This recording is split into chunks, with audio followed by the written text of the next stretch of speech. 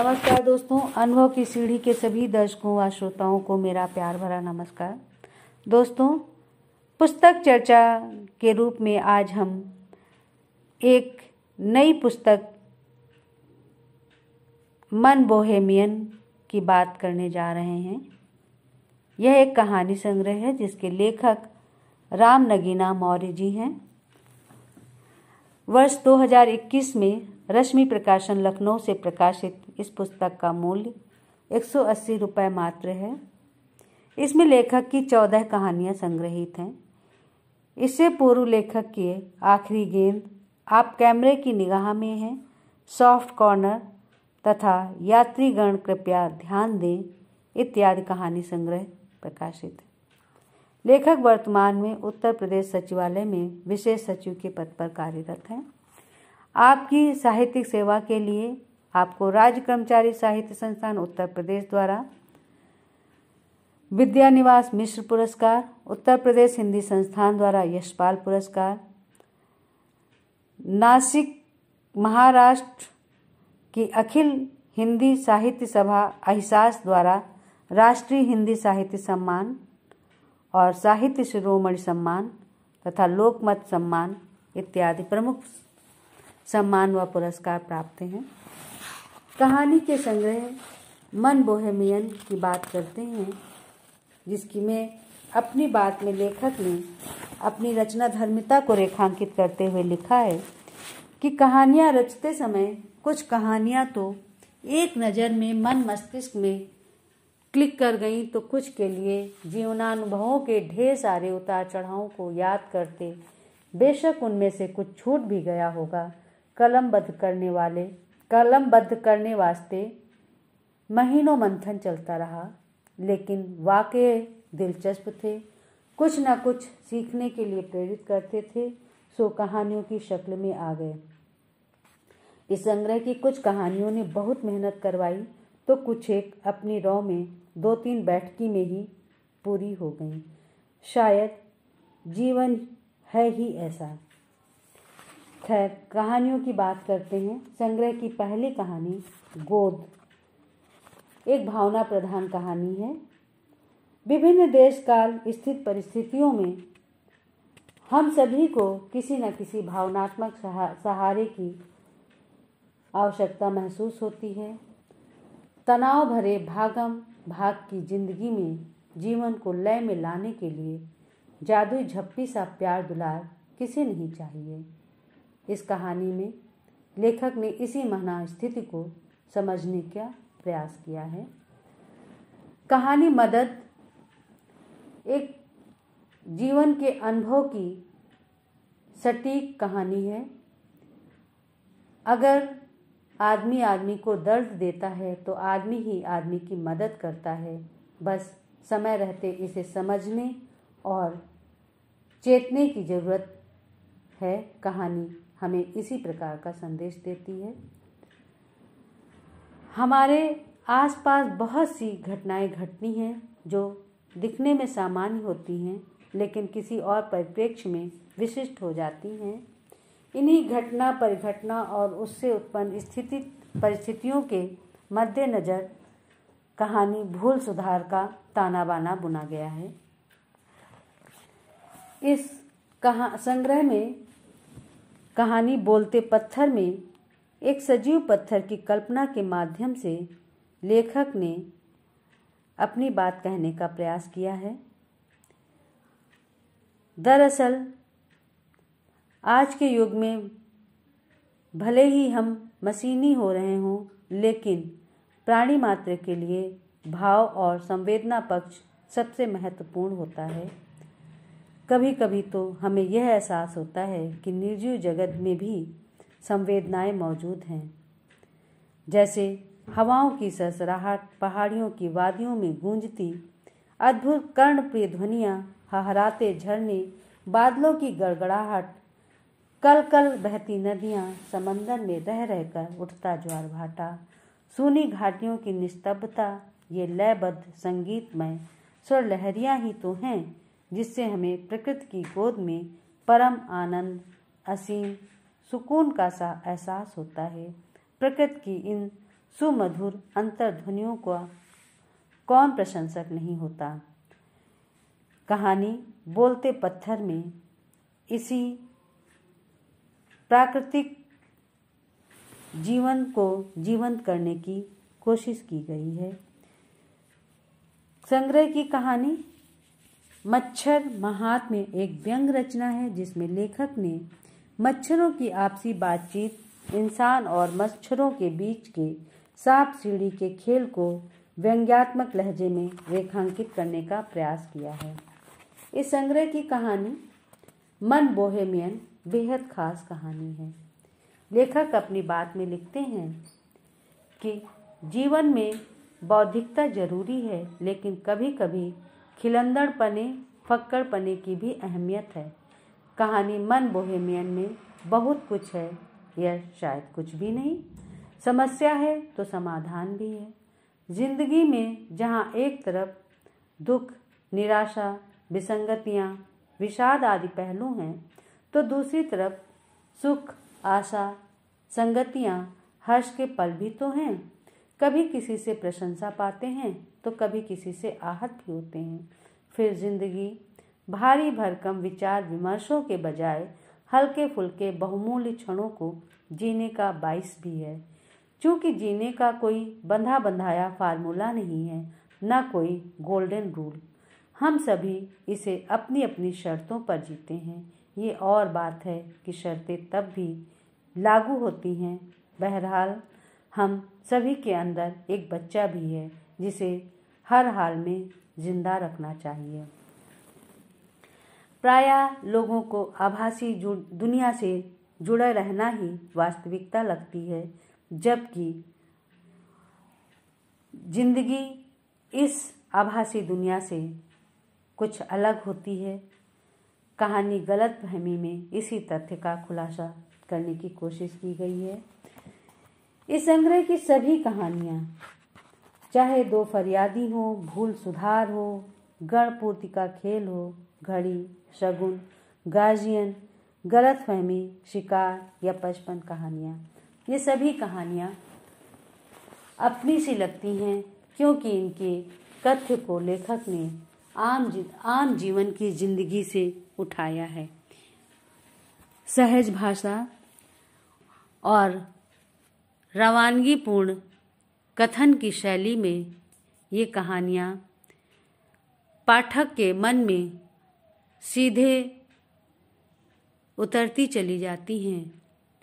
लेखक ने इन कहानियों का ताना बाना हमारे आसपास के वातावरण से चुना है, इसीलिए पाठक को ये बहुत अपनी सी कहानियाँ लगती हैं। बहरहाल एक सुंदर पठनीय संग्रह के लिए लेखक को बहुत बहुत बधाई। और मैं इस संग्रह की एक छोटी सी कहानी आप सबके सामने रखती हूँ, जिसका शीर्षक है मदद। कहानी कुछ यूँ है। अस्पताल के दूसरी मंजिल की सीढ़ियाँ भारी मन से उतरते पॉलीथीन बैग में वर्षों से सहेज कर रखे ढेरों जांच रिपोर्ट्स, चिकित्सकों के पर्चे आदि सहेजते सरियाते हुए सोमारू सोच रहा था कि रामदेई को वो अकेले ही मरघट तक कैसे ले जाएगा। पिछले एक सप्ताह से तो वो भूखा प्यासा आधी अधूरी नींद के बीच अस्पताल की भागदौड़ में ही व्यस्त रहा।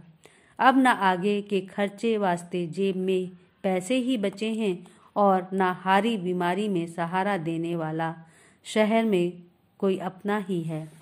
गलियारे से गुजरते एम्बुलेंस, स्ट्रेचर, व्हील चेयर्स आदि पर आते जाते मरीजों को देखते कुछ सोचते उसने आसमान की ओर सिर उठाकर देखा और चेहरे पर अनिश्चितता, असहायता भाव लिए अस्पताल गेट के बाहर आकर खड़ा हुआ।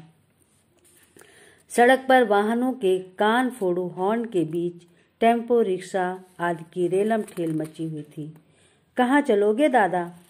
व्यथित मन अस्पताल के सामने वह यह सब रोज के नज़ारे देख ही रहा था कि एक रिक्शा वाला उसकी ओर लपका। शायद सोमारू को मायूस खड़ा देख या सवारी की प्रत्याशा में रिक्शे वाले ने उससे पूछा था, इस अप्रत्याशित सवाल पर सोमारू के मुंह से कोई बोल नहीं फूटे, मानो उसका दिमाग काम नहीं कर रहा था। रिक्शे वाले को किराया भाड़ा देने के लिए उसकी जेब में फूटी कौड़ी भी तो नहीं थी। वो घोर असमंजस में था। दादा, बुढ़िया की कुर्ती से 5 रुपए का यह नोट मिला है। तभी अचानक पीछे से किसी ने आवाज़ दी। सोमारू ने झट पलट कर देखा। वार्ड बॉय था। उसी ने आवाज़ लगाई थी। वार्ड बॉय ने हल्की मुस्कुराहट के साथ 5 रुपए का एक मुड़ा तुड़ा नोट सोमारू की ओर बढ़ाया। 5 रुपए का नोट देखते ही सोमारू की आंखों में हल्की सी चमक आई। चलो, रामदेव को मरघट तक पहुंचाने का इंतजाम तो हो गया। सोमारू मन ही मन बुदबुदाया और कुछ सोचते आसमान की ओर देखते ईश्वर का धन्यवाद किया। भैया, एक और उपकार कर दो। आपके बच्चे जिए, जरा लाश उठवा कर रिक्शे तक पहुंचाने में हमारी मदद कर दो। सोमारू ने रुपये अपनी कुर्ते की जेब के हवाले करते वार्ड बॉय से मिन्नत की। क्यों नहीं दादा, बिल्कुल पहुंचा दूंगा। अब भी लो, आखिर मनई ही तो मनई के काम आते हैं ना। वार्ड बॉय ने सोमारू को आश्वस्त किया। भैया, भगवान आपका भला करे। कहते सोमारू वार्ड बॉय संग तेजी से अस्पताल में उस वार्ड की तरफ बढ़ने लगा जहां रामदेव की लाश पड़ी हुई थी। थोड़ी ही देर बाद सोमारू वार्ड बॉय की मदद से रामदेव की लाश स्ट्रेचर पर लाद कर अस्पताल गेट से बाहर आया। उसी रिक्शे वाले को सामने खड़े देख सोमारू ने उसे बुलाया और वार्ड बॉय की मदद से रामदेव की लाश को रिक्शे पर रखवाया। दादा, मेरा इनाम। रामदेव की लाश रिक्शे पर रखवाने के बाद अपने सामने इस तरह वार्ड बॉय की पसरी हथेली और उसकी भाव भंगिमा देखकर एक पल के लिए सोमारू हतप्रभ सा रह गया। इनाम? कैसा इनाम भैया? सोमारू ने हिम्मत जुटाते वार्ड बॉय से पूछना चाहा। अरे दादा, लाश यहाँ तक लाने और रिक्शा पर लदवाने में मैंने आपकी मदद खाली मूली यूं ही तो नहीं की। आखिर आपका भी तो कुछ फर्ज बनता है कि नहीं? वार्ड बॉय ने अत्यंत लापरवाही और धृष्टतापूर्वक कहा। उसकी ये बातें सुन पता नहीं क्या सोच सोमारू के हाथ खुद ब खुद अपने कुर्ते की जेब में चले गए। हाँ भैया, ई लो। सोमारू ने जेब से 5 रुपए का वही नोट निकालकर वार्ड बॉय की हथेली पर रख दिया, जो थोड़ी देर पहले रामदेव की कुर्ती से वार्ड बॉय को मिले थे। उधर अपना इनाम लेकर वार्ड बॉय खुशी खुशी अस्पताल गेट से अंदर चला गया। इधर रामदेव की लाश को रिक्शे पर लदवाए सोमारू ने मरघट की ओर रुख किया। मरघट की ओर जाते हुए सोमारू रास्ते भर यही सोच रहा था कि अब इस रिक्शे वाले को किराए के पैसे कहाँ से देगा। उसकी जेब में तो एक फूटी कौड़ी भी नहीं है। दादा, लड़का बच्चा नहीं है का? मुख्य मार्ग पर आते ही रिक्शे वाले ने सोमारू की तंद्रा तोड़ी। सोमारू क्या बोलता? बेटे बहू तो उन दोनों परानियों का साथ कब का छोड़ चुके थे। शहर में मेहनत मजूरी और रिक्शा खींचने से जो कुछ भी मिल जाता उसी में वे दोनों परानी आधा तिहा पेट खाते और अपनी झुग्गी में सो जाते। उनका जीवन जैसे तैसे बीत रहा था कि रामदेव को असमय ही इस गंभीर जानलेवा बीमारी ने आ जकड़ा। जो थोड़ी बहुत खेती बाड़ी गांव में थी वो तो पिछले 3-4 सालों से रामदेव के इलाज में कब की बिक चुकी थी। का हुआ दादा? कौने सोच विचार में पड़ गए, कुछ बताए नहीं? रिक्शे वाले ने फिर टोका। भैया, को नहीं है, सोमारू ने संक्षिप्त उत्तर ही दिया। सोमारू को रिक्शे वाले के भाड़े और मरघट पर लाश का दाह संस्कार कैसे कराएगा की चिंता बेतरह सताए जा रही थी। रिक्शे का भाड़ा चुकाने और मरघट पर लकड़ियां और अन्य सामग्री आदि खरीदने वास्ते उसकी जेब में कुछ भी तो नहीं था। लो दादा, मरघट आई गवा। रिक्शे वाले ने सोमारू की तंद्रा फिर तोड़ी। सोमारू को फिर झटका सा लगा।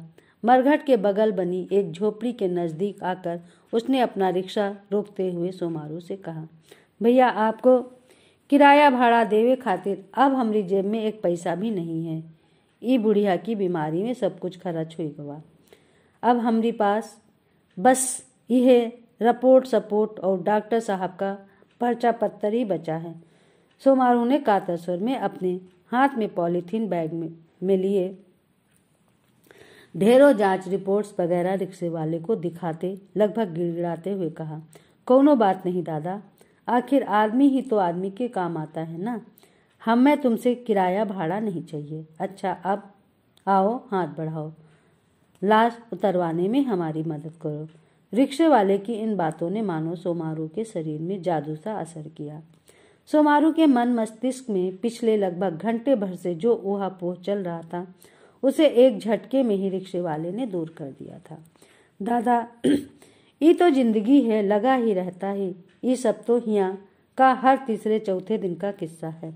अस्पताल में मदद की आस लिए कोई न कोई गरीब गुरबा मिल ही जाते हैं। ऐसों की मदद करने वास्ते हमहू कभी कभी अस्पताल गेट के सामने आकर खड़े हो जाते हैं। आज तुम भेटाए गए। हम तो अस्पताल के बाहर तुम्हारा हैरान परेशान चेहरा देखकर ही भाप गए थे।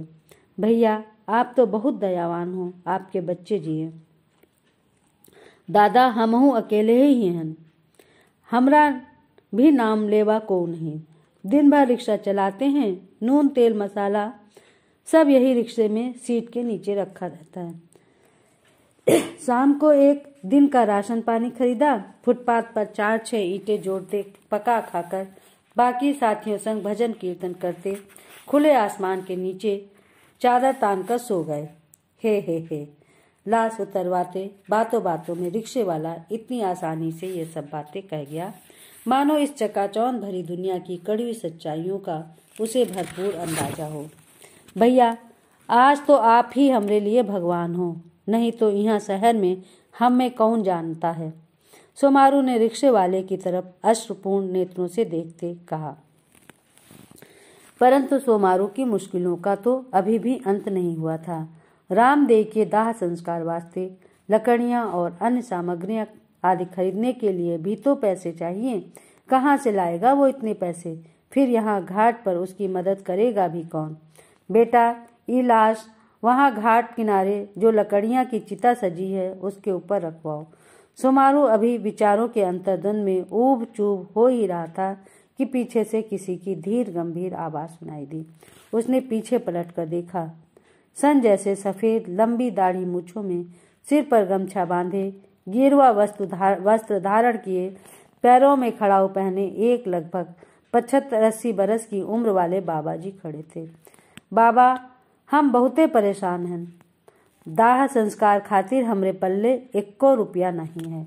सोमारू ने कातर स्वर गिड़गिड़ाते हुए बाबा से कहा। कोई बात नहीं बेटा, तुम ये लाश तो ले चलो। अब यहाँ तक आ गए हो तो दाह संस्कार भी हो जाएगा। बाबा ने सोमारू को आश्वस्त किया।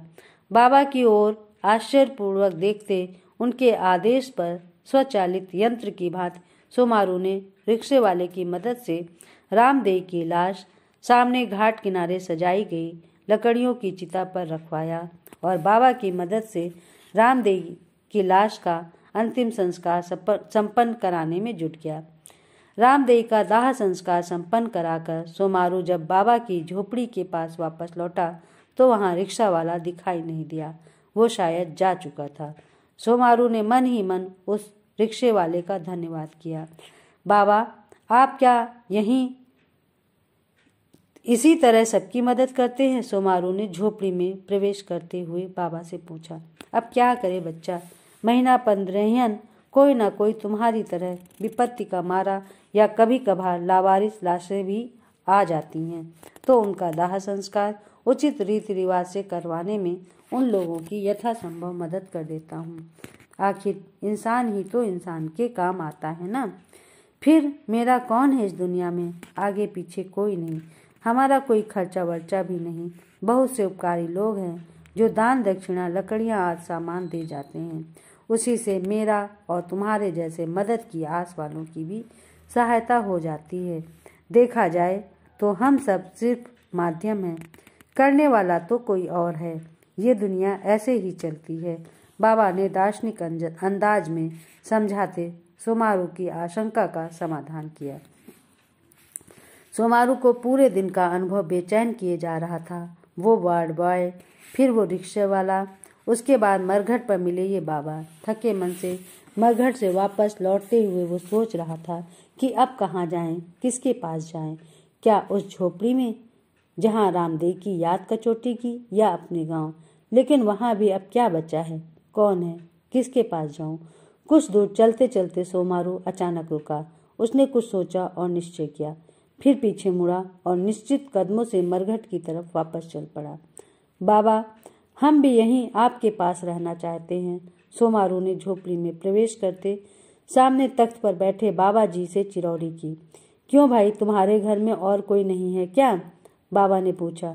बाबा, गांव घर लड़का बच्चा तो बहुत पहले ही छूट गए थे। अब तो बुढ़िया भी नहीं रही, अब का करिबे, जहाँ कहाँ जइबे। हम सोच रहे हैं कि अब आप ही के साथ रहकर आपकी मदद कराएं। अब आप ही हमारा बेड़ा पार करें। सोमारू ने अनुनयपूर्वक विनती करते हुए जवाब दिया।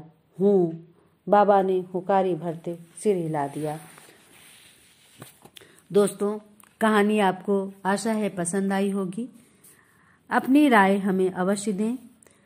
अपने विचार, अपने सुझाव हमें बताते रहें। हम फिर मिलेंगे एक नई पुस्तक के साथ। तब तक के लिए हम आपसे विदा लेते हैं। हमारे इस चैनल को सब्सक्राइब करना, लाइक करना, शेयर करना और कमेंट्स करना ना भूलें। आपका बहुत बहुत आभार। नमस्कार।